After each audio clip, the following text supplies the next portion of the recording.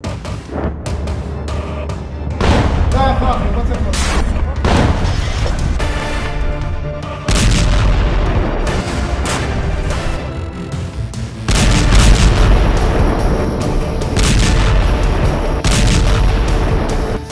शिफा अस्पताल की हालत देखकर ही पूरी दुनिया में हड़कंप मचा हुआ है।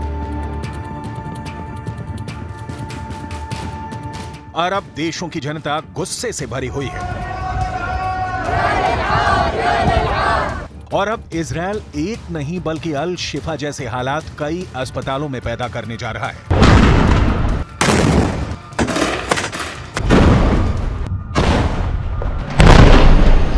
अल शिफा अस्पताल के बाद अब गाजा के इंडोनेशिया अस्पताल पर जबरदस्त हमला शुरू हो चुका है।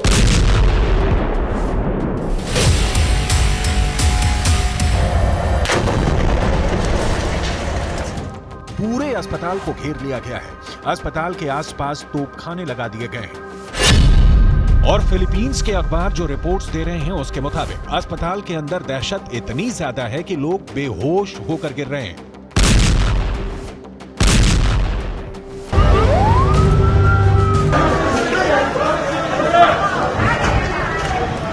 आखिर क्या चल रहा है इंडोनेशियाई अस्पताल के अंदर, पूरी रिपोर्ट आपको बताएंगे। एक तरफ गाजा पट्टी पर आफत टूट पड़ी है और दूसरी तरफ जॉर्डन के बादशाह और उनके वारिस यानी उनके बेटे गाजा पट्टी के लोगों के जख्मों पर नमक छिड़क रहे हैं। हमास की ताकत को इजरायल इस कदर नस्तोनाबूद कर रहा है कि पिछले 72 घंटे से इजरायल की राजधानी तेल अवीव पर एक भी मिसाइल अटैक नहीं हुआ था। और जब सोमवार को तेल अवीव पर एक मिसाइल अटैक हुआ तो जहां से मिसाइल अटैक हुआ उस रॉकेट लॉन्चर को भी गाजा के अंदर जाकर इजरायल ने तबाह कर दिया है।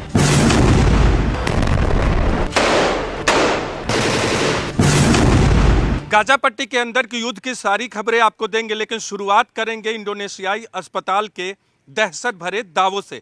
दरअसल गाजा पट्टी के अंदर स्थित इंडोनेशियाई अस्पताल इंडोनेशिया की सरकार और फिलिस्तीन की सरकार के बीच दोस्ती का एक बेजोड़ नमूना है और इंडोनेशिया की सरकार की मदद से ही ये अस्पताल खोला गया था ताकि गाजा में मरीजों का इलाज हो सके।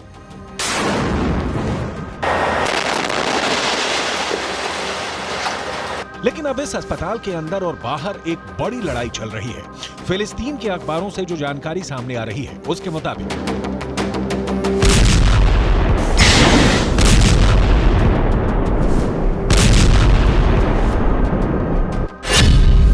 गाजा पट्टी के इंडोनेशियाई अस्पताल में इस वक्त करीब 700 मरीज हैं और करीब 5000 लोगों ने अस्पताल के अंदर शरण ले रखी है। अस्पताल के आसपास के इलाके में लगभग 10,000 लोगों ने शरण ले रखी है। अगर अस्पताल के कर्मचारियों की संख्या को भी मिला लें तो गाजा के इंडोनेशियाई अस्पताल और उसके आसपास के पूरे इलाके में करीब 20,000 लोग फंसे हुए हैं।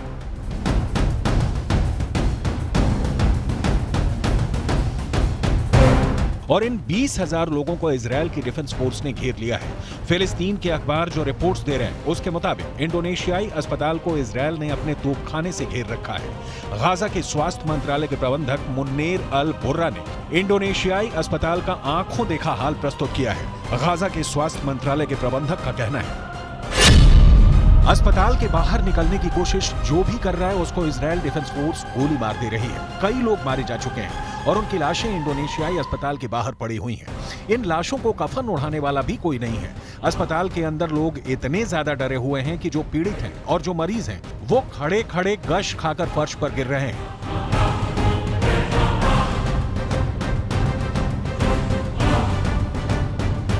अब ऐसे में सवाल ये उठता है कि आखिर इजरायल डिफेंस फोर्स गाजा पट्टी के अस्पतालों को निशाना क्यों बना रही है। इजरायल के प्रधानमंत्री बेंजामिन नेतन्याहू पहले ही ये कह चुके हैं कि हमास के आखिरी आतंकवादी के मारे जाने तक जंग जारी रहेगी और इजरायल डिफेंस फोर्स की तरफ से ये कहा जा चुका है कि गाजा पट्टी के अस्पतालों को आतंकवादी अपने बचाव के लिए मानव ढाल की तरह इस्तेमाल कर रहे हैं और इसीलिए इजरायल डिफेंस फोर्स अल शिफा के बाद अब इंडोनेशियाई अस्पताल पर भी हमला शुरू कर चुका है।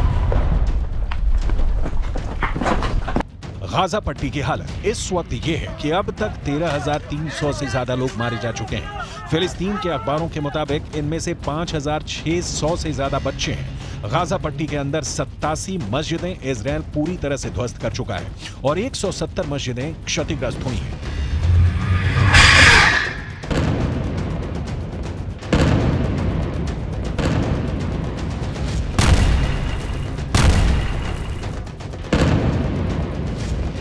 गाजा में एक बहुत बड़ा नरसंहार हो रहा है, लेकिन उसके बाद भी अमेरिका के नेशनल सिक्योरिटी काउंसिल के प्रवक्ता जॉन किर्बी ने पत्रकारों के सामने एक प्रेस कॉन्फ्रेंस में कहा है कि गाजा पट्टी में कोई नरसंहार नहीं हो रहा। ये पूरा बयान आपको सुनाएंगे और इसके आगे आपको ये भी बताएंगे कि कैसे जॉर्डन भी गाजा पट्टी के जख्मों पर नमक छिड़क रहा है। लेकिन सबसे पहले अमेरिका के उस पाखंड के बारे में बताना जरूरी है जो बिल्कुल साफ नजर आ रहा है। यूक्रेन और रूस के युद्ध में जब पुतिन की मिसाइल यूक्रेन पर कहर बनकर टूट रही थी और करीब 1000 यूक्रेनी बच्चे हताहत हुए थे, तब ही अमेरिका ने यह कहना शुरू कर दिया था कि पुतिन नरसंहार कर रहे हैं। लेकिन गाजा पट्टी के अंदर हजारों मौतों के बाद भी अमेरिका इसे नरसंहार नहीं मान रहा। यह अमेरिका के दोहरे मापदंडों का बुक टेक्स्ट एग्जाम्पल है।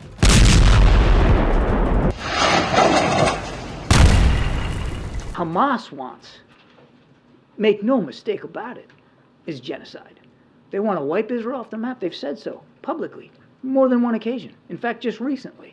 And they've said that they're not going to stop. What happened on the 7th of October is going to happen again and again and again. And what happened on the 7th of October? Murder, slaughter of innocent people in their homes or at a music festival. That's genocidal intentions.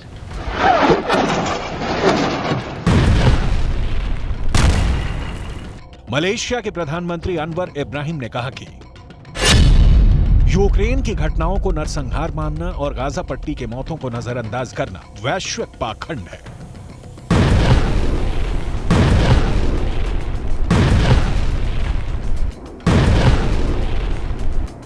दूसरी तरफ अगर देखा जाए तो अब तक Gaza पट्टी के अंदर 30,000 से ज्यादा लोग घायल हैं और गाजा पट्टी के अस्पतालों की हालत क्या है, ये पूरी दुनिया को नजर आ रही है। जॉर्डन ने गाजा पट्टी के घायल लोगों के लिए इजिप्ट के अंदर एक फील्ड हॉस्पिटल बनाया है। किंग अब्दुल्ला के बेटे खुद इस अस्पताल की निगरानी करने के लिए गए, लेकिन आपको जानकर हैरानी होगी कि इस फील्ड हॉस्पिटल में मात्र 40 बेड हैं, जबकि गाजा के अंदर 30,000 से ज्यादा लोग घायल हैं। और इन हालात में एक फील्ड हॉस्पिटल में मात्र 40 बेड का इंतजाम लोगों के लिए क्रूर मजाक है। عملية مش سهلة بس أهم شيء المعنويات تفضل عالية إن شاء الله. إن شاء الله. إحنا زي ما بنعرف الجيش العربي ما شاء الله إحنا دائما بنقوم بالواجب وأقل شيء بنقدر نعمله إنه نحاول نساعد إخواننا في غزة وفلسطين. فأكيد بدنا نعمل أكثر دائما بس أنتم ما شاء الله يعني فرصة إنكم تساعدوا الناس ونقدم الإشي اللي هم محتاجين. إن شاء الله. إن شاء الله. إحنا كلنا فخورين فيكم وراح نتابع كل الأمور أول بأول. أهم شيء التنسيق بيناتكم والمعنويات تفضل عالية.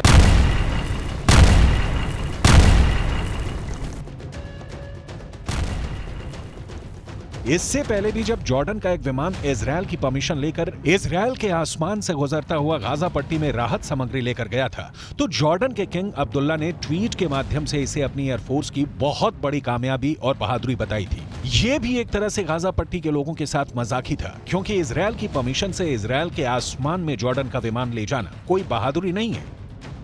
दक्षिणी गाजा से भी लगातार परेशान करने वाली खबरें आ रही हैं। दक्षिणी गाजा के रफा इलाके में इजरायल ने एयर स्ट्राइक की है और इसमें 1 दर्जन से ज्यादा लोगों की मौत की बात कही जा रही है। इसके अलावा खान यूनिस में भी हमले हुए हैं और हैरानी की बात यह है कि अब यहाँ पर भी पर्चे गिराए जा रहे हैं और इन पर्चों पर लिखा हुआ है कि आप सुरक्षित स्थानों पर चले जाएं।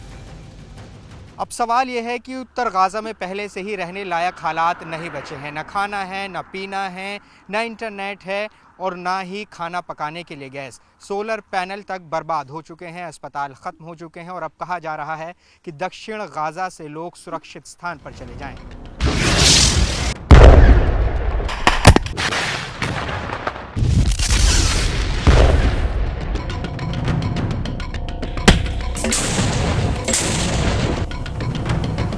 जबकि संयुक्त राष्ट्र पहले कह चुका है कि गाजा पट्टी में कोई भी स्थान सुरक्षित नहीं है। ये गाजा पट्टी के लोगों पर एक और बहुत बड़ी त्रासदी है।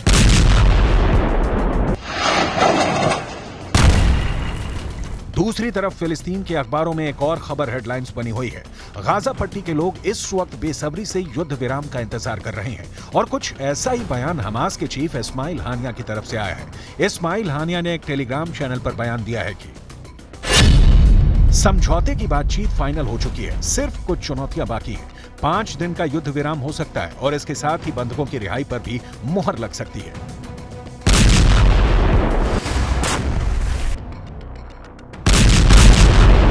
מקדים כרגע בהגנה מאוד חזקה ומאוד יוזמת בצפון על מנת להשיג ניצחון מוחץ בדרום. יעד ראשון, חיסול החמאס, לא עוצרים עד שמבצעים.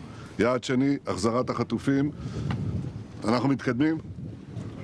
אני לא חושב שכדאי להכביר מילים אפילו לא ברגע הזה, אבל אני מקווה שיהיו בשורות טובות בקרוב.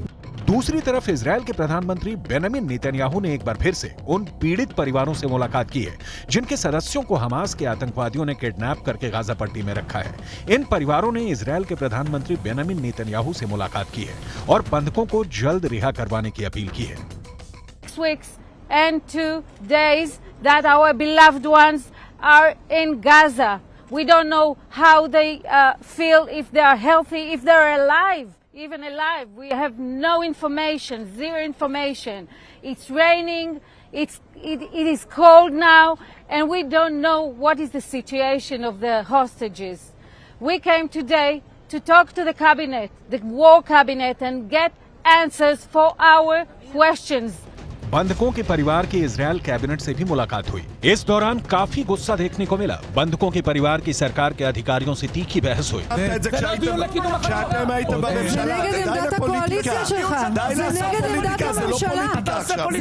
इजरायल के प्रधानमंत्री ने एक बार फिर से इन सभी पीड़ित परिवारों को आश्वासन दिया है कि इजरायल के बंधकों की रिहाई उनका सबसे पवित्र और सबसे प्राथमिक कर्तव्य है और वो इसको पूरा करेंगे। इजरायल के प्रधानमंत्री बयान तो बार बार देते हैं, लेकिन कई बार हमास द्वारा कैदियों की अदला बदली की अपील को इजरायल खारिज भी कर चुका है। लेकिन बंधकों के परिवार वालों के सामने अपील के अलावा कोई विकल्प भी नहीं है।